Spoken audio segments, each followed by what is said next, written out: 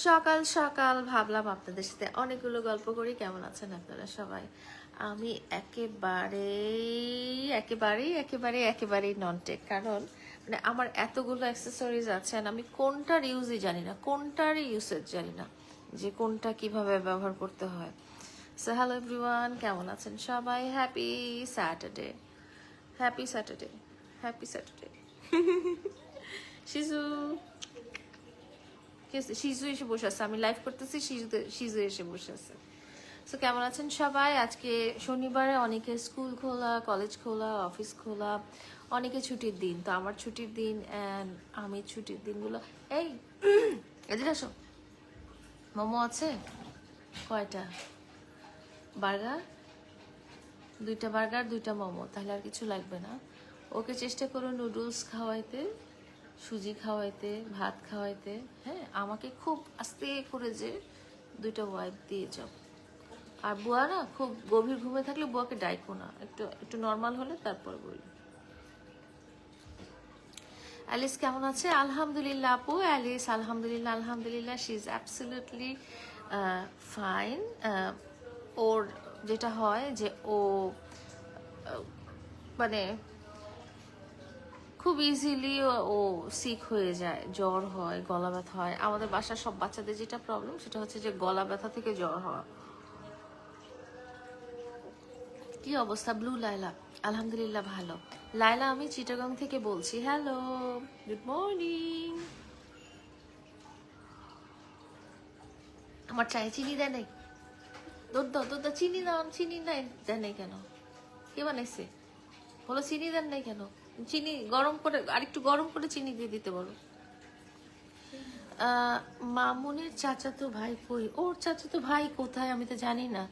আপনার সাথে কথা বলতে চাই। এই যে বলছেন মামুন কই, আমি কালকে গিয়েছিলাম যে আমাদের সবার প্রিয় মাসুদ ভাই আমাদেরকে ইনভাইট করেছিল ওনার বাসায় ডিনারের জন্য। আর ওখানে রিমা আপু ছিল। রিমা আপু হচ্ছে যে ডেইজি আপু আর কি, দিশামণির আম্মু, সবাই ওনাকে দিশামণির আম্মু বলে।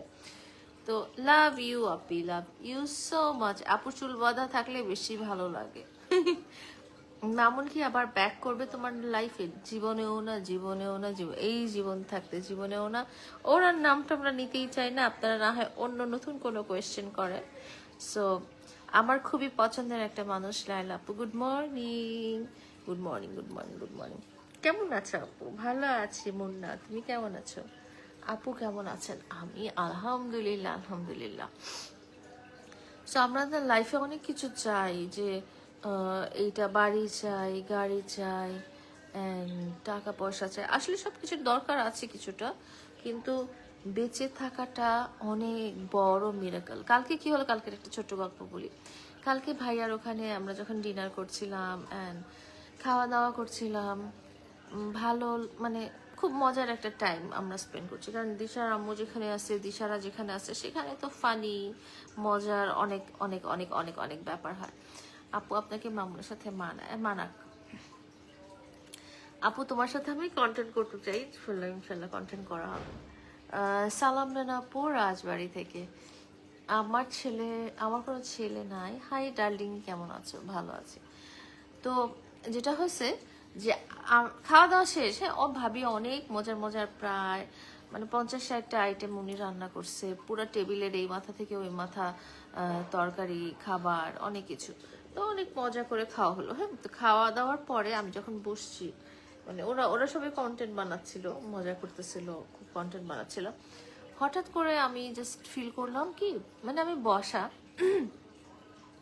তখন হঠাৎ করে ফিল করলাম কি আমি মানে নাক দিয়ে নিঃশ্বাস নিতে পারতেছি না। হ্যাঁ, আমি নাক দিয়ে নিঃশ্বাস নিতে পারতেছি না, নাক দিয়ে নিঃশ্বাস বের করতেও পারতেছি না, নিঃশ্বাস নিতে পারতেছি না।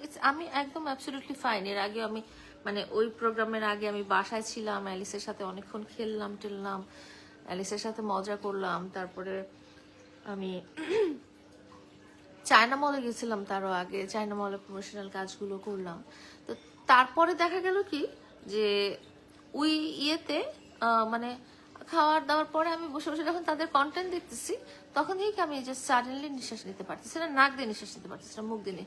তো এই যে আমি নাক দিয়ে নিঃশ্বাস নিতে পারতেছি না, ওই মোমেন্টে না আমি খুব ভয় পেয়ে গেছি মন থেকে, জানলা কি হলো, আমি নাক দিয়ে নিঃশ্বাস নিতে পারতেছি না কেন, আমি কি মরে যাচ্ছি নাকি। বাট আমি হাসতেছি, হ্যাঁ, আমি সামনের মানুষরা ওখানে আছে, আমি তাদেরকে বুঝতে দিতেছি না যে আমার এই এই ধরনের সিচুয়েশনটা হচ্ছে। তো আমার প্রথম যেটা মানে কাজ ছিল সেটা হচ্ছে যে ভয় না পাওয়া, কারণ হচ্ছে যে আমি নাক দিয়ে নিঃশ্বাস নিতে না পারলেও আমি মুখ দিয়ে নিঃশ্বাস নেওয়ার ট্রাই করতেছিলাম। অ্যান্ড আমার সাথে ফারহান ছিল, সো ফারহানকে আমি বললাম যে ফারহান তুমি আমাকে একটু পানি দাও। মানে ফারহানও জিনিসটা বুঝতে পারে না, ও আমার পাশেই বসা, ও কিন্তু জিনিসটা বুঝতে পারে না যে আপুর এরকম হইতেছে। তো পরে পানি দিল আমাকে। থ্যাংক ইউ মা। চিনি দিছে? আমি চিনি খাই, ইনি আপু চিনি খায় না।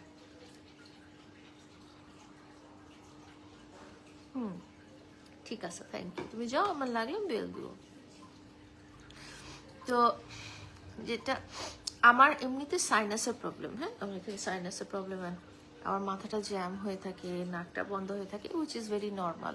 মানে বাংলাদেশের বেশিরভাগ মানুষেরই সাইনাস আছে, তো আমারও সাইনাসের প্রবলেম যেহেতু, তা আমি ভাবলাম যে জাস্ট আমাকে খুব কাম থাকতে হবে, খুব শান্তি করে থাকতে হবে, যে মানে নিজেকে আমি যদি ভয় পেয়ে যাই তখন দেখা যাবে যে আমি চিল্লাচিল্লি কান্নাকাটি করে একটা একটা সিনারি বানায় ফেলছি, একটা অবস্থা বানায় ফেলছি। তো সেই জিনিসটা আসলে করা যাবে না।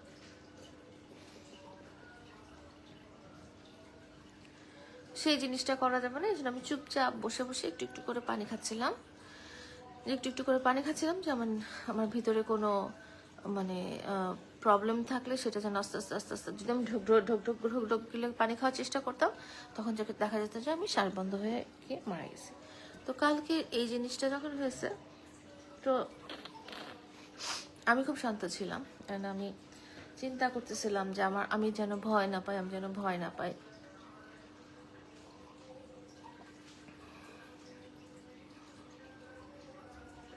আমি যেন এটা একদম মানে স্ক্যার্ড না হই, এই জিনিসটা আমি চিন্তা করতেছি। হ্যাঁ, আমার চায়ে চিনি দাও না কেন, আমি চিনি খাই না। ওইটা পরে চিনি দিছো,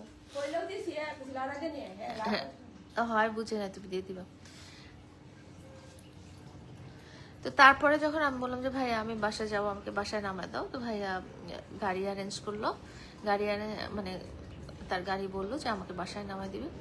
বাসায় নামায় দিতে যে গাড়িতে উঠেই সার্টেনলি, মানে ভাগ্যিস ফারহানের হাতে আমি পানির বোতলটা দিছিলাম, তো গাড়িতেও উঠে সার্টেনলি আমার কি মনে হইলো যেন আবার ওই মানে ওই পেরেশানিটা লাগতেছিল, যে মানে আমি নাক দিয়ে নিঃশ্বাস নিতে পারতেছিলাম না।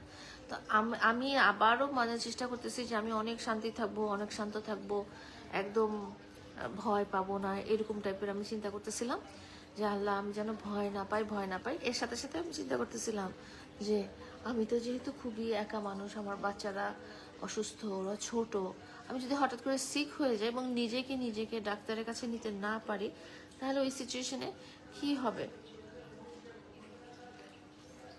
এইসব চিন্তা ভাবনা মাথায় আসতেছিল।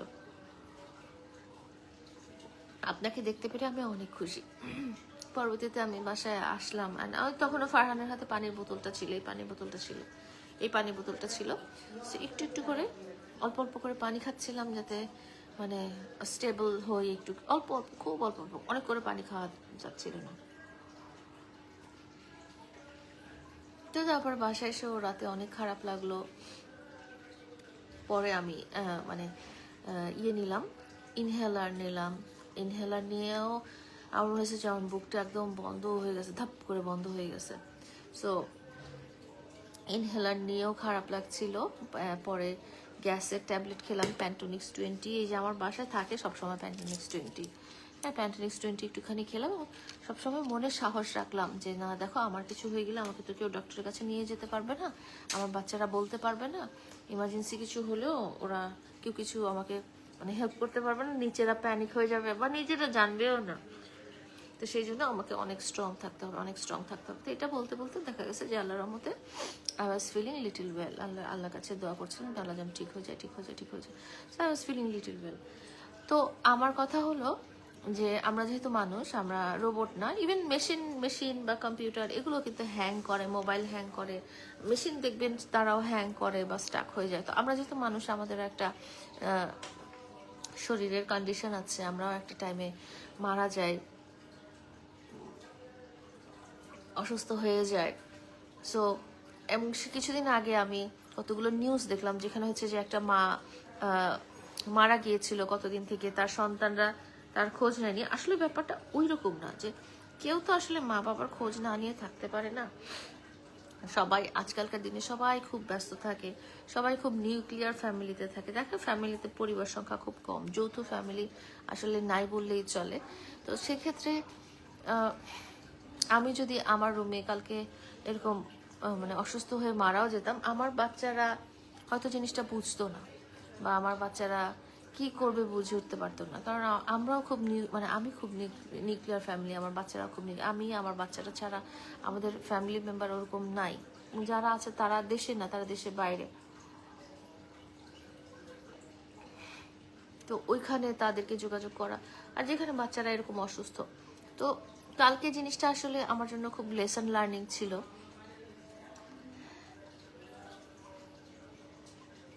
শয়তানকেও বেশি কিউট লাগে এই বুড়ির চেয়ে। শিকদার নাইম, আপনি শয়তানকে দেখেন। আপনি এত সকালে কষ্ট করে ঘুম থেকে উঠে আমার লাইফ কেন দেখছেন? আপনাকে তো আমি জোর করে বলিনি আসেন আপনি আমার লাইফ দেখেন, আপনি আমার ভিডিও দেখেন, আপনি আমার পেজে আসেন। আপনার যদি শয়তানকে ভালো লাগে আপনি শয়তানের কাছে যাবেন, আমার কাছে কেন আসছেন? আমরা কেউ আপনাকে ডাকেনি। সিক মম সিক বেবি, সিক মম সিক বেবি, এটা আপনি বলতে পারেন না, বিকজ আপনিও সিক হন। আপনি যদি কোনোদিন বলতেন যে না আমি জীবনে কোনোদিন সিক হইনি, তাহলে আমি মানতাম। ঠিক আছে। শুভ সকাল Moni Akter, thank you so much, thank you so much. কেমন আছেন আপনি? ভালোবাসা রইল আপু, thank you so much. Sanjida Islam, আপনাকেও অনেক অনেক ভালোবাসা। কি খাও দিন দিন? আমি এই মুহূর্তে খাচ্ছি চা, সকালে উঠে চা খাচ্ছি। লাইলাপু দিন দিন চালাক হইতাছো। আচ্ছা, চালাকির কি দেখলেন আপনি? আপু গেঞ্জিটা খুলে নেন, দেখবেন সবাই দেখবে। শূন্যতা প্রিয় মানুষের গেঞ্জিটা খুলে দেখানোর মতো আসলে কিছু নাই। আমি আমার শরীরটা যেরকম সেরকম শরীরটা পৃথিবীর সকল নারীর, এবং আপনার শরীরটা যেরকম, আপনি যদি ছেলে হন, সেটা পৃথিবীর সকল পুরুষের। সো নিজের শরীর নিয়ে আমি লজ্জিত না, আপনারও লজ্জিত থাকার কথা না। আমি একটা কথা বুঝি না, তোমার অনেক আছে, মামুনের মতো খারাপ ছেলের সাথে কেন সম্পর্ক করলে? এটা আপনার এতদিন পরে বুঝারও দরকার নেই, 7 বছর পরে এটা আর না বুঝলেও চলবে। এটা আপনি 7 বছর আগে জিজ্ঞেস করলে আমি বলতাম। আপু আপনার সাথে কথা বলতে চাই, কিভাবে যোগাযোগ করব? আমার সাথে কি কথা বলবেন আপু এখানে লিখে ফেলেন, আমি উত্তর দেব। খুব সুন্দর উত্তর। ভালো মন্দ মিলায় মানুষ, তারপরে আপনার লাইফ আপনি করে যান। কে অবশ্যই, মানে এখানে কে কি বলবি এটা তো আমার চিন্তা করার কোনো দরকারই নাই। আপনি যখন সিক থাকবেন, এই যে কালকে আমি সিক ছিলাম, আমি খুঁজে পাই নাই যে আপনারা এতজন মানুষ আমাকে আজে বাজে কথা বলতেছেন, ভালো কথা বলতেছেন।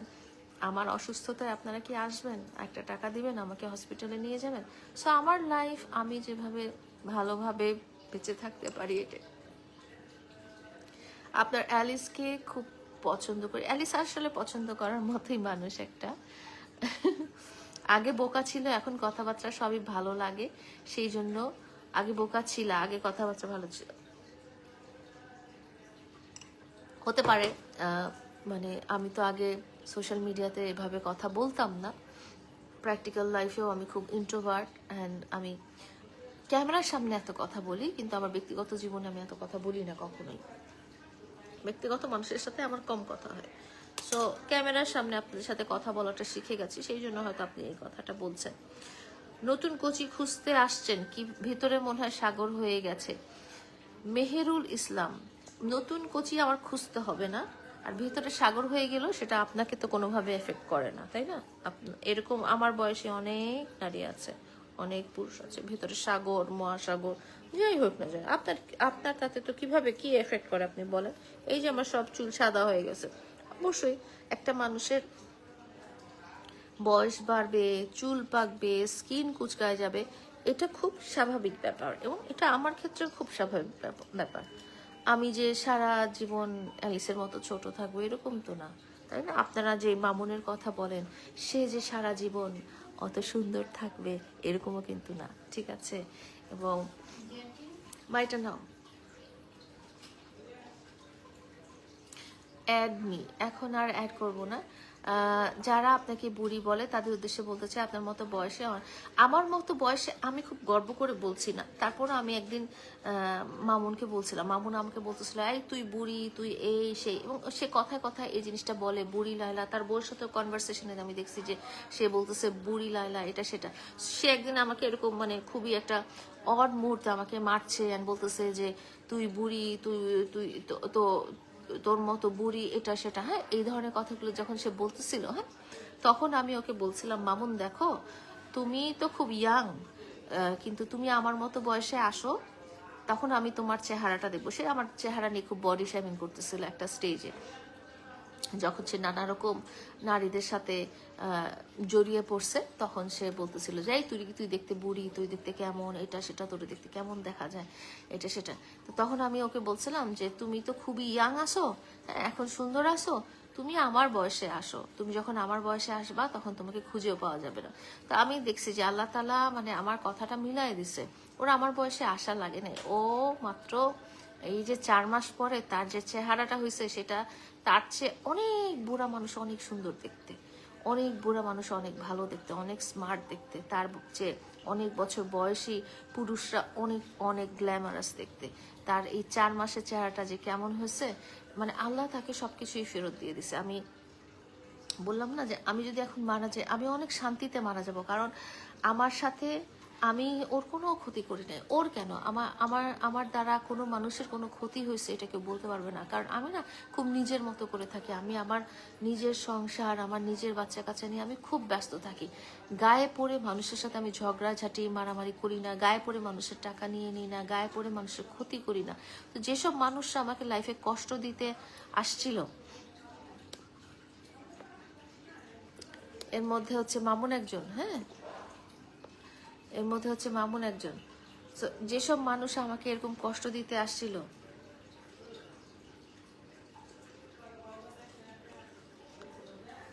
তো গায়ে পড়ে ওরা আমাকে কষ্ট দিতে আসছে। আমি কিন্তু তাদের লাইফে যে বলি নাই যে আমাকে কষ্ট দাও, আমাকে কষ্ট দাও। তারা আমার লাইফে আসছে, ভালো হয়ে ঢুকছে, কিন্তু ঢুকার পরে তাদের স্বার্থ শেষ হয়ে তারা আমার সাথে খারাপ ব্যবহার করছে। তো খারাপ ব্যবহার করছে তখন আমি কিছু বলি নাই, 4টা বছর আমি কিছু বলি নাই, আমি মুখ মুখ বন্ধ করে সহ্য করছি। আমি ভাবছি যে ও ঠিক হয়ে যাবে। একটা একটা মানুষ যখন খারাপ সঙ্গে থাকে তখন মানুষটার সবকিছুই খারাপ হয়। একটা মানুষ যখন ভালো সঙ্গে থাকে তখন আস্তে আস্তে ভালোগুলো মানুষ নিজের মধ্যে নিয়ে নেয়, কিন্তু ভালো জিনিসটা শিখতে অনেকটা টাইম লাগে, খারাপ জিনিসটা শিখতে কোনো টাইম লাগে না। তো মামুনেরও ভালো হয়ে যাওয়াটা আমি ভাবছিলাম যে সময়ের ব্যবধানে ও ঠিক হয়ে যাবে, আস্তে আস্তে নর্মাল হয়ে যাবে, কিন্তু দেখা গেছে কি যে ওরা যে টার্গেট করে আসছে স্বার্থের শেষে ওরা ওই আসল চেহারাটা দেখাই দিছে। 4 বছর আগে বা 5 বছর আগে আমি বুড়ি ছিলাম, ওর বয়সের তুলনায় আমার যে এজ ডিফারেন্স, 4 বছর আগেও ওটা ছিল, 4 বছর পরেও ওটা ছিল। এমন না যে 4 বছর আগে আমি একদম 12-13 বছর বয়সে ছিলাম, 4 বছর পরে হচ্ছে বড় হয়ে গেছি, এরকম কিন্তু না। কিন্তু 4 বছর পরে ও আমাকে এরকম গালাগালি করতো যে বুড়ি লাইলা, বুড়ি লাইলা, বুড়ি লাইলা, এটা সেটা। তো বুড়ি লাইলা বলে কি হয়েছে, ও যে 4টা মাস পরে ওর যে চেহারা আপনারা দেখেছেন বিভিন্ন ইন্টারভিউতে, ফেসবুকে, ভিডিওতে, 4টা মাসে ওর যে চেহারা বা স্বাস্থ্যের অবনতি, সেটা মানে 100 বছর বুড়ার চেয়েও খারাপ। 100 বছর বুড়ার চেয়েও তার চেহারা, তার বডি স্ট্রাকচার, তার চাল চলন সবকিছু খারাপ হয়ে গেছে। এগুলো শুকনা, ওটা কার কাপড়? ইনি আপুর কাপড়, নিয়ে যাও। শুকাচ্ছে না তো, ইয়ে পড়ুক, বৃষ্টি রোদ উঠুক তখন দাও, রাখো। আপুরটার যদি শুকায় আপুরটা নিয়ে যাও। তো আল্লাহ তাআলা আসলে ওকে না জীবনের সবকিছু ফেরত দিয়ে দিচ্ছে, কারণ মানে আমি যদি তার সাথে কোনো ক্ষতি করতাম, তাকে কষ্ট দিতাম, তার পরিবারকে কষ্ট দিতাম, তাহলে আমি বুঝতাম যে না ঠিক আছে, আমি কষ্ট দিছি, ও আমাকে কষ্ট দিছে। যেখানে আমার জীবনে একমাত্র উদ্দেশ্য ছিলই তাকে খুশি রাখা, তার পরিবারকে খুশি রাখা, তাকে ভালো রাখা। সেখানে সে আমাকে মানে নিষ্ঠুর নিষ্ঠুর একটা অমানুষের মতো কষ্ট দিয়ে ফেলছে। সেই কষ্টটা কিন্তু সে লাইফে, সে কি কোনোদিন ভাবছিল যে সে যেই নারীকে একদম দুনিয়ার সামনে আমার প্রথম ভালোবাসা, মানে মিথ্যা কথাগুলো যে বলছে আমার প্রথম ভালোবাসা, ও নিজে বলছে ও আমার আগে 139 জন 138 জন মেয়ের সাথে সে প্রেম করেছে, লিভ টুগেদার করেছে আরো 2-3 জন মেয়ের সাথে, এবং আমার কাছ থেকে যাওয়ার পরে সে অসংখ্য নারী, যাদের সাথে আপনারা ছবি দেখছেন, অসংখ্য নারীর সাথে দৈহিক সম্পর্ক করছে। আল্লাহ তাআলার বিচার বলে একটা জিনিস কিন্তু দুনিয়াতে আছে। আল্লাহ তাআলা দুনিয়াতেই বিচার করে দিছে ওর। হ্যাঁ, ওর মা বাবা মুখে মুখে কান্না দেখাইছে, ওর মা বাবা আসলে টাকাই চায়, ওর মা বাবার কাছে শুধুমাত্র টাকাটাই প্রধান। কারণ আমি দেখলাম যে কিছুদিন আগেও তারা যখন কান্নাকাটি করে অবস্থা কাহিল, কিন্তু সে যখন কারাগার থেকে বের হতে পারে নাই, তারপরে তার মারাই হাসাহাসি করতেছে, বাসায় বিভিন্ন পুরুষ আসতেছে, তাদের বাসায় বিভিন্ন ধরনের পুরুষ আসতেছে, তারা চটপটি ফুচকা খাচ্ছে, ডেইলি ব্লগ বানাচ্ছে। একটা মা যার সন্তান কারাগারে, সে যদি সত্যিকার ভাবে কষ্ট পেয়ে থাকতো, তাহলে কিন্তু এই ধরনের মানে আচরণগুলো করে অ্যাটলিস্ট ভিডিও করে ইয়েতে ফেসবুকে ছাড়তে পারতো না। আমরা একটা ভিডিও করতে গেলেও আমাদের নানা রকম মেন্টাল কন্ডিশন লাগে, যে এখন আমি একটা ভিডিও করব, একটা ভিডিও আপলোড করব, ভিডিও ছাড়বো, নানা ধরনের মানসিক অবস্থা লাগে। কিন্তু দেখা গেছে কি যে যেটা বললাম, যে তারা কেমন মা বাবা, যে তারা নিজেরা ভাইরাল হচ্ছে, তারা এইখানে কোথায় আল্লাহ তাআলার কাছে দোয়া পড়বে, মসজিদে যাবে, মানুষের কাছে দোয়া চাইবে, সেটা না করে তারা দেখা গেছে যে বাসার ভিতরে তাদের ডেইলি ব্লগ বানাচ্ছে, রান্নার ব্লগ বানাচ্ছে, কি জানি বলে, এমন তো না যে তারা কন্টেন্ট ক্রিয়েটার, এবং তাদের বাসায় এতগুলো পুরুষ মানুষ ঘুরে ফিরে বেড়াচ্ছে, যেখানে তাদের একটা মানে প্রতিবন্ধী মেয়ে আছে, মেয়ে সন্তান আছে। আমার কাছে খুব দৃষ্টিকটু লাগছে, অনেক বেশি দৃষ্টিকটু লাগছে, ভালো লাগে না এই জিনিসগুলো। আজকে কারো সন্তান যদি জেলে থাকে, সেই মা কাঁদতে কাঁদতে অসুস্থ হয়ে যাওয়ার কথা, যেটা উনি অ্যাক্টিং করে দেখাচ্ছে, না আমি খুব অসুস্থ, আমি খুব এখানে যাব ওখানে যাব। আপনি এখানে যাবেন ওখানে যাবেন, কিন্তু আপনি ভিডিও করে এগুলো দেখাচ্ছেন কেন? আপনি তো কন্টেন্ট ক্রিয়েটার না, তাই না? আপনার তো এগুলো দেখানোর কোনো কারণ নাই। আপনি নিজেও যে এই বারান্দার দরজাটা লাগাও মা, বারান্দার দরজা লাগাও। আপনি যে ভবিষ্যতেও নায়িকা হবেন এরকমও তো কোনো স্কোপ নাই যে আপনি ভবিষ্যতে সিনেমায় অভিনয় করবেন। আপনার নাকি জনপ্রিয়তা শাকিব খানের চেয়েও বেশি, আপনি বের হতে গেলে নাকি আপনার বডিগার্ড লাগে। সো এগুলো, একটা সন্তান যেখানে জেলের ভিতরে আছে এবং তাকে কন্ডেম সেলে রাখা হয়েছে, তাকে এমন একটা সেলে রাখা হয়েছে যেখান থেকে সে দিনের আলো দেখতে পারে না, বের হতে পারে না, তাকে সমস্ত কয়েদিদের থেকে আলাদা করে রাখা হয়েছে, বিকজ সে ওখানে একটা মানে খারাপ পরিবেশ সৃষ্টি করে দিয়েছিল। সেই মা সারাদিন জায়নামাজে পড়ে থাকার কথা, সেই মা রোজা রাখার কথা, সেই মা আল্লাহর দরবারে হাত তুলে মাফ চাওয়ার কথা। সেই মা উচিত যারা যাদের সাথে তার ছেলে অন্যায় করেছে তাদের কাছে যে মাফ চাওয়া, যে আমার ছেলেকে মাফ করে দাও মা, আমার ছেলেকে বের করো। সেই মা বাসায় বসে বসে ব্লগ বানাচ্ছে। তো এটা কেমন মা? আপনারা তো তাদের আসল চেহারা বুঝতেই পারলেন। হ্যাঁ, এগুলো সব ছিল তাদের অভিনয়। এই যে কান্নাকাটি করে বলা, মিলাইলেই বুঝবেন যে প্রথম বলছে এই লাইলা বুড়ি সব করছে, লাইলা বুড়ির জন্য আমার ছেলের এই, আমার লাইলা বুড়ির জন্য এই সেই। হ্যাঁ, লাইলা বুড়ি, তোরা 4 বছর খায়া পোড়া চইলা লাইলা বুড়ি লাগে, লাইলা বুড়ি লাগুক, হ্যাঁ, কিন্তু লাইলার নামটা তুই মুখে নিছিস কেন? তোরা কি লাইলার কোনো মামলায় আজকে কারাগারে আছিস? মানুষের সাথে খারাপ করলে না, আপনার ছেলের সাথে যেরকম খারাপ হয়েছে আপনার সাথেও খারাপ হবে। কারণ আপনি একটা বেঈমান, আপনি একটা অকৃতজ্ঞ, আপনি জাস্ট কি বলবো, এরকম বললাম না, এরকম মা মানুষের মা হয় না, এরকম মা আমাদের সাধারণ মানুষদের মা হয় না, এরকম অভিনয়বাজ, এরকম স্বার্থপর, যে ছেলেকে ব্যবহার করে করে করে করে করে ছেলেকে বিক্রি করে যাদের জীবন চলে। হ্যাঁ, এখন ছেলে নাই তো কি হচ্ছে, ঘরের মধ্যে 4-5টা পুরুষ নিয়ে আসছে, ঘরের মধ্যে 4-5টা পুরুষ নিয়ে এসে উনি নাটক করতেছে, উনি ব্লগ করতেছে, উনি রান্না বান্না করতেছে, উনি চটপটি খাইতেছে, সিক হয়ে যাওয়ার অভিনয় করতেছে। এগুলা বাদ দিয়ে আপনি আপনার ছেলের পোষা বিড়ালটাকে যত্ন নিলেও তো পারতেন। আপনার বিড়াল কেমন করে 4তলার ছাদ থেকে পড়ে যায় আপনি জানেন না? যে বিড়ালরা এরকম জানলা দিয়ে বের হয়ে যায়। বিড়াল পুষেন, আপনি ক্যাট প্রুফ বাসা বানান নাই কেন? আপনার বাসায় 55 ইঞ্চি টিভি আছে, আপনার বাসায় এসি আছে, আপনার বাসায় ফ্রিজ আছে, সব আপনার ছেলের টাকায় কিনা। তাহলে আপনি বাসায় ক্যাট প্রুফ নেট লাগান নাই কেন? কেমন করে আপনার বিড়াল 4তলা থেকে পড়ে যায়, আপনার ছেলের বিড়াল? আপনি জানেন না যে মামুন কত কষ্ট পাবে এই বিড়ালটা মারা গেছে এটা শুনে? এই বিড়ালটার জন্য তার কত ভালোবাসা। আর আপনি বসে বসে চটপটি খান, আপনি বসে বসে ব্লগ করেন, আপনি বসে বসে ফুড রিভিউ দেন। মানে মানুষের লজ্জা থাকা। এই ওই যে রূপম আসছে, ঘাসগুলো উঠায় উঠায় একটু যাও হেল্প করো, ঘাসগুলো উঠায় উঠায় পাইপ দিয়ে এদিকে এদিকে ঘাসগুলো উঠায় উঠায় যে একটু ধুয়ে দেওয়া গেছে। হ্যাঁ, তো আপনি বসে বসে ফুড ব্লগিং করেন, মানে কি ধরনের মা আমি বুঝলাম না ভাই। আপনি জেলখানা থেকে খাবারের গন্ধ পাইতেছেন, এই ধরনের কথা বলতেছেন? আপনি কি সত্যিকারে মামুনের মা? আমি চিন্তা করি আপনি কি সত্যিকারে মামুনের মা? হ্যাঁ, আপনি সত্যিকারের মামুনের মা হইলে তো আপনি এরকম করতে পারতেন না গো। আপনি আজকে ভিডিও করতে পারতেন না, আপনি আজকে লাইভ করতে পারতেন না। আপনি সাংবাদিকদেরকে জড়ো করে করে এরকম ইন্টারভিউ জায়গায় জায়গায় ইন্টারভিউ না দিয়ে আপনি বরং আল্লাহর কাছে আপনি তসবিটা হাতে নিয়ে বসে থাকতেন, আপনি জায় নামাজে বসে থাকতেন। আপনার ভিডিও দিয়ে কি হবে? ভিডিও কি জীবন? আপনার সন্তান ওইখানে ভালো নাই, আপনার সন্তান ওখানে কন্ডম সেলে আছে, আপনার সন্তান ওইখানে খারাপ অবস্থায় আছে, এই জিনিসটা জেনে আপনি জায়গায় জায়গায় ভিডিও করে বেড়াচ্ছেন, ইন্টারভিউ দিয়ে বেড়াচ্ছেন। তো এই যে এরকম বললাম না যে আমি মাঝে মাঝে চিন্তা করি এটা কি আসলেই মামুনের মা? মানে এটা মানে একটা ছেলেকে বেচে বিক্রি করে একটা ছেলের মানে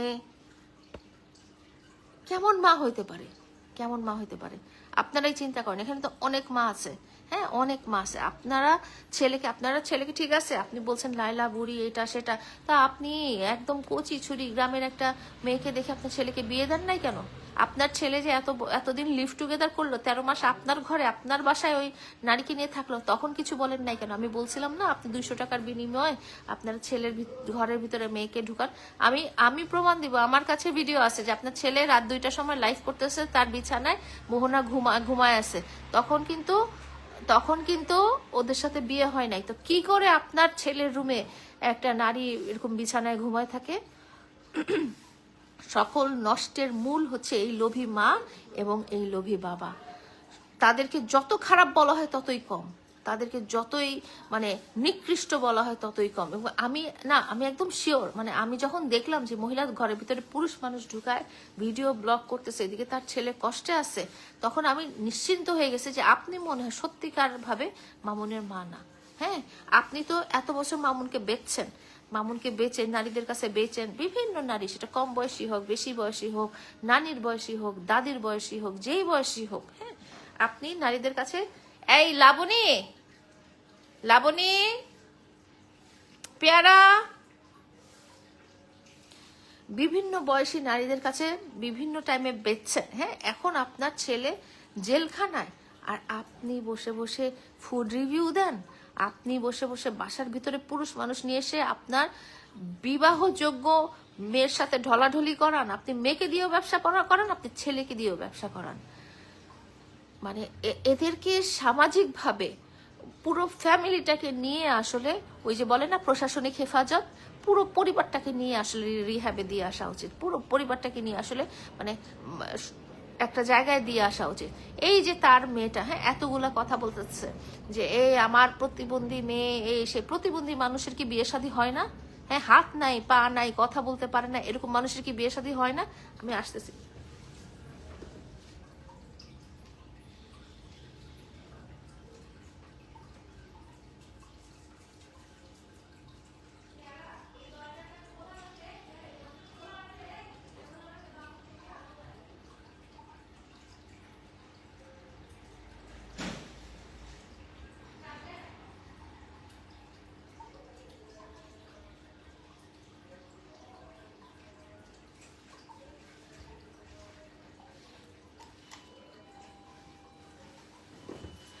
সো এই এই যে মহিলা, হ্যাঁ এই যে মহিলা বলি না, বলছিলাম যে কথাটা বলছিলাম যে প্রতিবন্ধী ছেলে মেয়ের কি বিয়ে হয় না। এই যে মামুনের বড় বোন, সে কিন্তু সবচেয়ে বড়, মামুনের আগে একটা ভাই আছে, তার আগে তার বোন, হ্যাঁ মানে এর বয়স 35-36 হবে।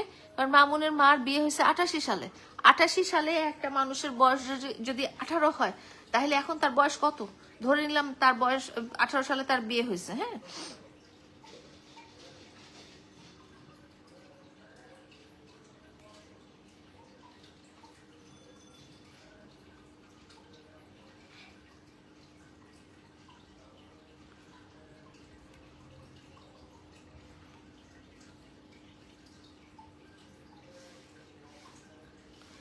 38 বছর আগে মহিলার বিয়ে হয়েছে, হ্যাঁ 38 বছর আগে যদি মহিলার বিয়ে হয়, 38 বছর আগে মহিলার বিয়ে হয়েছে এবং তার মেয়ের বয়স 35-36। দেখলে ওরা সবাই মানে সবাই ওদেরকে ছোট মনে হয়, ছোট মনে করে যে আল্লাহ এত পিচ্ছি। আসলে তাদের বডি, এই দরজাটা খোলা রাখবা না মা, হ্যাঁ আর ওই সিজুর খাবারের বাটিটা ধুয়ে এখানেই রেখে দাও, ওটা রান্নাঘর লাগবে না। তো তার বড় মেয়ে যারা আপনারা দেখেন যে বলেন বুবি এই সেই হাবি জাবি, বিকৃত অঙ্গভঙ্গি করে ভিডিও বানায়, বিকৃত ভাবে মানুষের সামনে আসে এবং সবাই সেটা দেখে ট্রল করে, তারপরেও তাদের লজ্জা হয় না। তো এই মেয়েটা, হ্যাঁ দেখতে তো সুন্দর, পড়ালেখা তো করছে, তাহলে এই যে প্রতিবন্ধী বাচ্চারা খাওয়াইতে পারে না, পড়াইতে পারে না, সে ভিডিও বানাইতে পারে, সে গান লাগাইতে পারে, সে আমরা ভিডিও বানালে সেটা করতে পারে, তো সে একটা চাকরি করতে পারে না, সে একটা ব্যবসা করতে পারে না, আর তার মা তাকে বিয়ে দিচ্ছে না কেন? আমি বলি যে একটা ফকিরেরও তো বিয়ে হয়,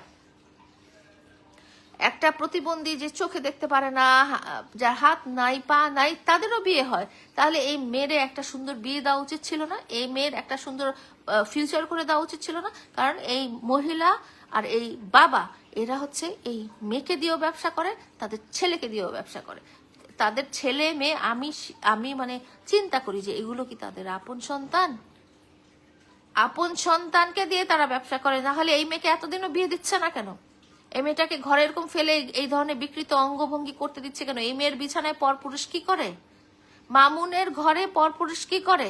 মামুনের শার্ট কেন অন্য পুরুষ গায়ে দিয়ে ঘুরে বেড়ায়? মামুনের বিছানায় কেন অন্য পুরুষ শুয়ে বেড়াচ্ছে? মামুনের ঘরে এসি চালায় কেন? বাড়ির কেন? তাদের বাসায় তো আরো রুম আছে।